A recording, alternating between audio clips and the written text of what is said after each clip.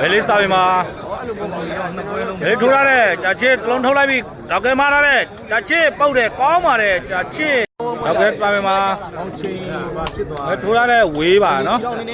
စာပေမှာဘယ်ထိုးရတဲ့တော့ကဲမိပါပြီတော့ကဲမားရပြီတဲ့ကြာချစ်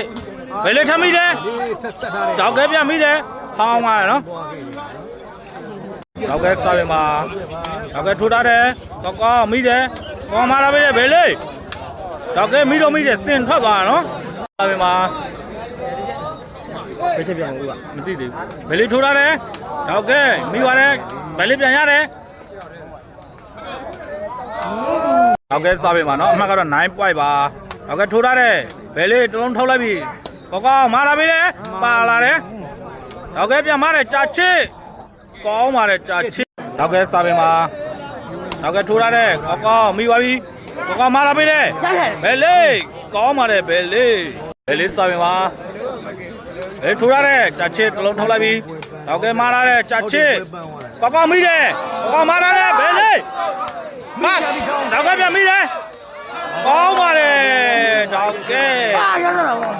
မိရနော်တော့ကဲစာပေမှာတော့ကဲထိုးရတဲ့ဘယ်လေးတလုံးထုတ်လိုက်ပြီပဝါနော်ဘယ်လေးမှာတလုံးပဝါ11 pointတော့ကဲစာပေမှာနော်တော့ကထိုးရတဲ့ဘယ်လေးတလုံးထောက်လိုက်ပြီကောင်းမာလာပြီလေဘယ်လေးကောင်းပါတယ်